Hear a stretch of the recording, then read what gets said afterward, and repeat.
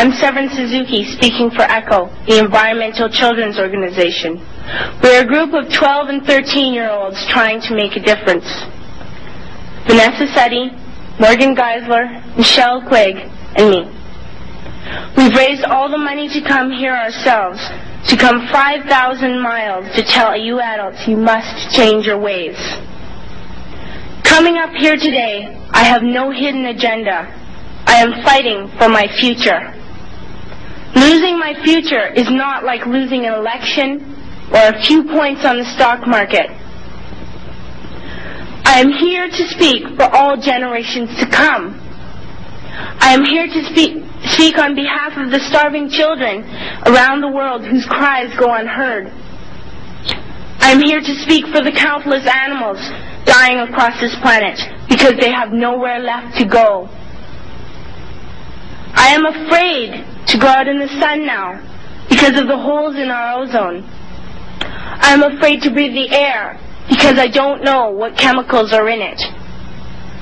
I used to go fishing in Vancouver, my home, with my dad, until just a few years ago we found the fish full of cancers. And now we hear of animals and plants going extinct every day, vanishing forever. In my life, I have dreamt of seeing the great herds of wild animals, jungles and rainforests full of birds and butterflies. But now I wonder if they will even exist for my children to see. Did you have to worry of these things when you were my age?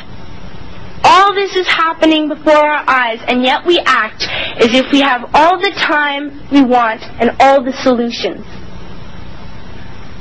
I'm only a child, and I don't have all the solutions. But I want you to realize, neither do you. You don't know how to fix the holes in our ozone layer. You don't know how to bring the salmon back up in a dead stream. You don't know how to bring back an animal now extinct. And you can't bring back the forest that once grew where there is now a desert. If you don't know how to fix it, please stop breaking it. Here, you may be delegates of your government, business people, organizers, reporters, or politicians, but really, your mothers and fathers, sisters and brothers, aunts and uncles, and all of you are someone's child. I'm only a child, yet I know we are all part of a family, 5 billion strong. In fact, 30 million species strong. And borders and governments will never change that. I'm only a child, yet I know we are all in this together and should act as one single world towards one single goal. In my anger, I am not blind, and in my fear, I am not afraid of telling the world how I feel. In my country, we make so much waste. We buy and throw away, buy and throw away, buy and throw away, and yet northern countries will not share with the needy. Even when we have more than enough, we are afraid to share. We are afraid to let go of some of our wealth. In Canada, we live the privileged life, with plenty of food, water, and shelter. We have watches, bicycles, computers, and television sets. The list could go on for 2 days. 2 days ago, here in Brazil, we were shocked when we spent time with some children living on the streets. This is what one child told us. I wish I was rich. And if I were, I would give all the street children food, clothes, medicines, shelter, and love and affection.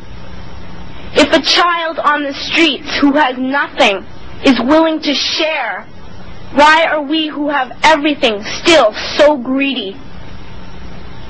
I can't stop thinking that these are children my own age, that it makes a tremendous difference where you are born. That I could be one of those children living in the favelas of Rio.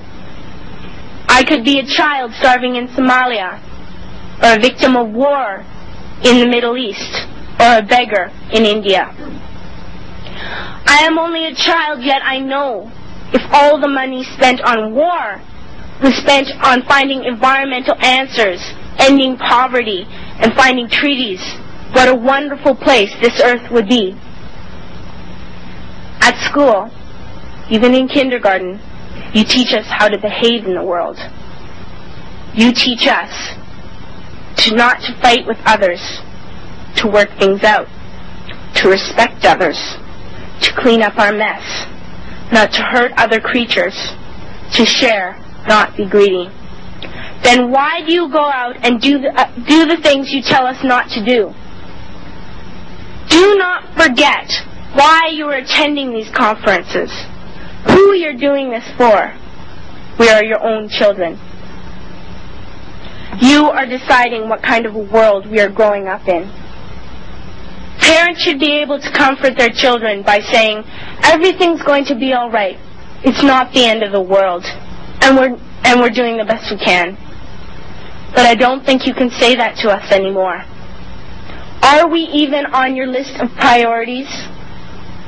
My dad always says, you are what you do, not what you say. Well, what you do makes me cry at night.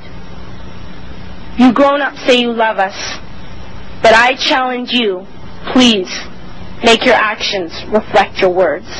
Thank you.